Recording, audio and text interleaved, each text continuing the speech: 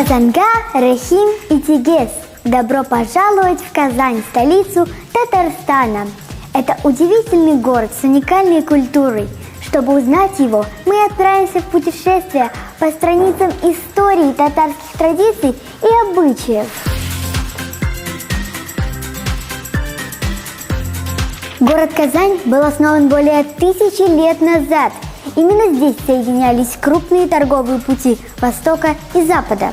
Мед, ювелирные украшения, гончарные изделия, кожа, меха – все это можно было найти на торговых площадях города. Современная Казань не утратила своего величия, она завораживает и удивляет. Кажется, что каждая улочка хранит древнюю тайну. И именно тебе, если очень-очень захотеть, она обязательно откроется. В самом сердце города расположен сказочный Казанский Кремль.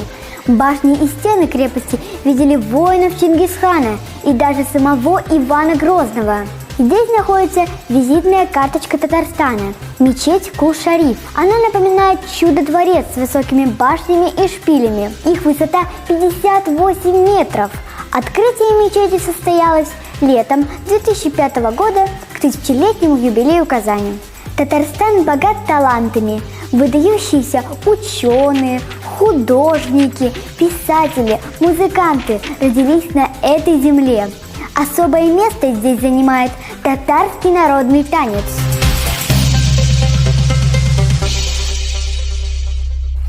Хореография татарского танца отличается игровым характером. Чтобы передать культуру и традиции народа, создаются музыкальные пантомимы. Существует несколько видов танца: алипа, сольный татарский лирический, шамабас, сабантуй и другие. Все эти виды объединяют грация, гармония, мужской характер и женская нежность. Мы с вами познакомились с таким татарским танцем, как шамабас, что в переводе с татарского «скользить плавно». Кого легче всего обучать – старших, средних или младших?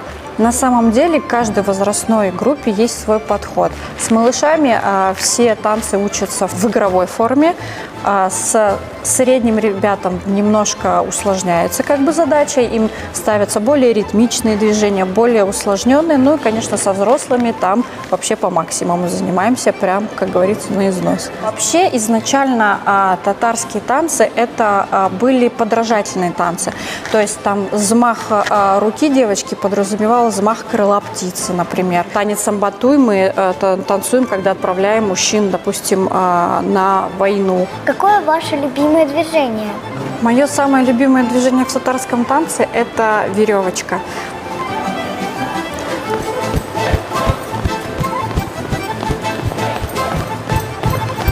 У татарского народа на любой праздник всегда был готов особенный танец.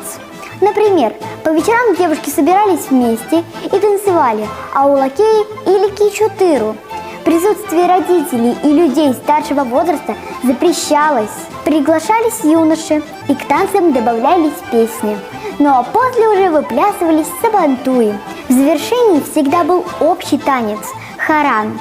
Он символизировал дружбу, единство.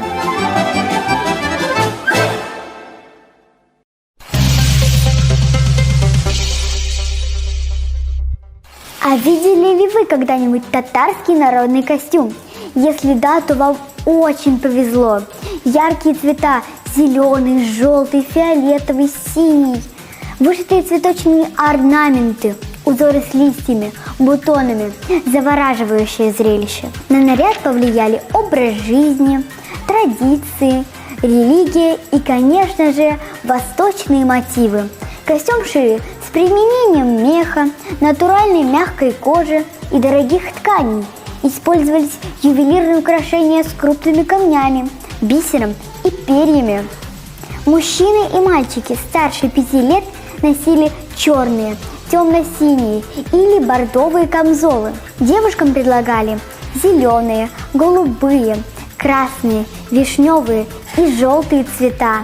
У современного татарского народного костюма мы видим уже более яркие цвета. Они выглядят нарядно и привлекают к себе внимание на традиционных народных гуляниях. Обязательными элементами народного костюма остаются растительный орнамент, дорогие ткани и колфак. Это шапочка, которая шьется тон платью или жилетки-разлетайки.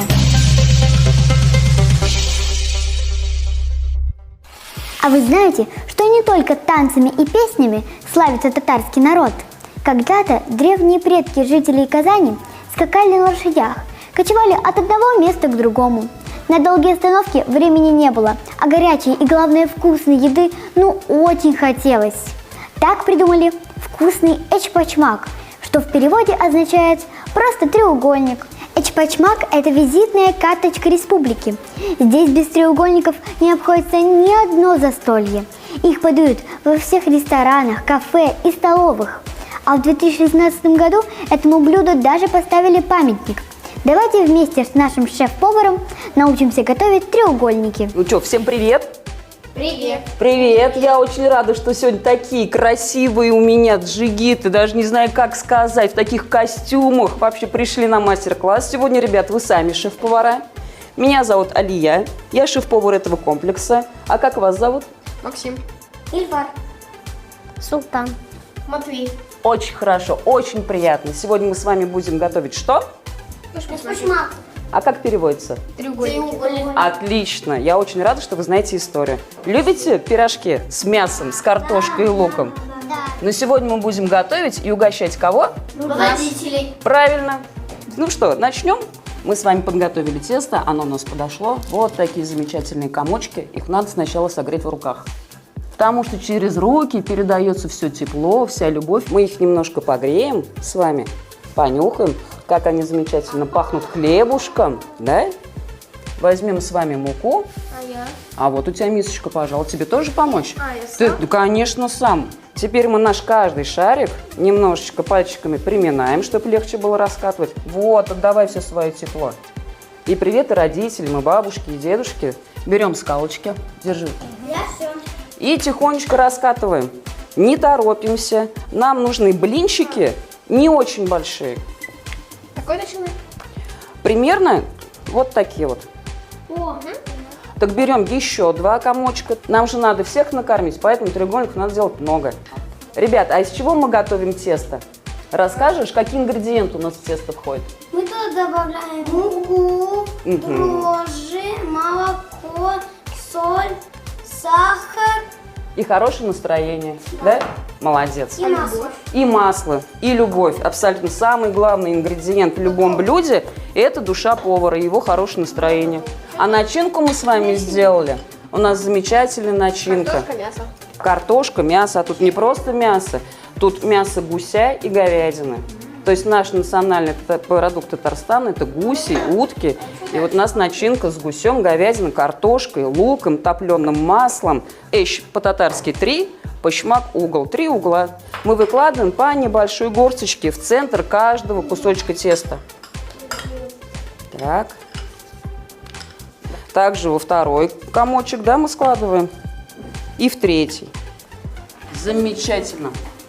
Берем краешки теста. Не ровно на серединке, вот на половинку, а вот чуть поближе к друг другу. И эти краешки с вами соединяем. И третий у нас кармашек остается, тоже поднимаем. Отлично, я тебя поздравляю. Ну а тут вообще без комментариев ювелирная работа. Прям замечательно. Сверху мукой мы не будем сыпать, мы будем смазывать яичком. И чтобы хорошо поджарились. Абсолютно. О, у меня какие профессионалы рядом со мной. Ну что ж, теперь по очереди смазываем, чтобы они были блестящие, красивые. Как краской красите? Ну все, отлично. Краешки, бортики можно украшать по-разному. Можно оставить, чтобы они были ровные. Можно сделать косички, цветочки. Вот так вот прищипнул тесто. Вот так вот. И тут же свой же пальчик с тестом хватаешь. Схватил, следующий схватил. Вот как сам вот так же тесто. Они сыпятся? Нет, не переживай. Отправляем в духовку. Через полчаса наши треугольники будут готовы. Наша татарская кухня очень разнообразная, очень калорийная и очень вкусная. Мы с удовольствием вас накормим мясом птицы, гуся, утки, конины, баранины, говядины, а также замечательные наши сладости к вашему вниманию. Это чак-чаки, также замечательная наша пахлава. Милости просим. А сможете перечислить татарские блюда национальные? Они все национальные, их очень много.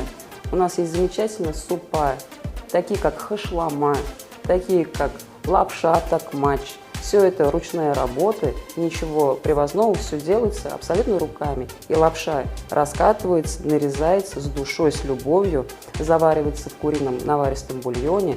Пожалуйста, супа из баранины, из конины. С удовольствием приготовлен на костре или на плите. Милости просим, всегда вам рады. А чем татарская кухня отличается от всех остальных? Ну, во-первых, татарский народ очень гостеприимный и хлебосольный. Когда вы придете в гости в татарскую семью, вы обязательно увидите полный стол, накрытый различными вкусными блюдами. Ну что, дорогие мои шеф-повара, наши треугольники готовы? Ура! Ну, теперь будем угощать бабушек, дедушек, родителей обязательно. Директора обязательно. И себя. Чаепитие – это образ жизни татар и черта их национального характера. Чайный стол – душа семьи. Так говорят местные жители Казани. Если вам предлагают чаю, обязательно нужно согласиться. За этим напитком обычно разрешаются все трудные вопросы. Церемония чаепития в татарской усадьбе проходит под душевную песню.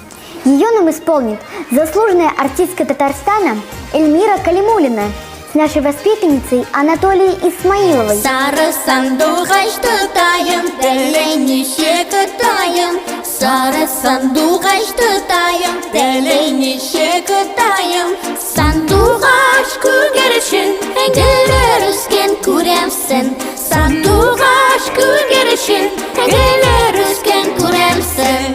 Бергә үстек, бергә йөрдек, шуна нише кымтайым. Бергә үстек, бергә йөрдек, шуна нише кымтайым. Сандугач күгәрешен, гөлләр үскән күрәмсен. Сандугач күгәрешен, гөлләр үскән күрәмсен. А какая ваша любимая татарская песня? Мне нравятся народные песни. Из народных татарских песен я очень люблю «Куас канаты», «Сен сазыңны ойнады». Сейчас мы пели татарскую народную песню «Сандугач». «Сандугач» в переводе с татарского языка означает «соловей». Сандугач күгәрешен, гөлләр үскән күрәмсен. Гөлләр үскән күрәмсен. Гөлләр үскән күрәмсен. Казань теперь навсегда в нашем сердце. Завораживающие танцы, сытные блюда, яркие костюмы, душевные чаепития, красивые песни радовали нас здесь. Надеемся, вам тоже все понравилось. Увидимся в следующем выпуске. Я знаю, что все познаю.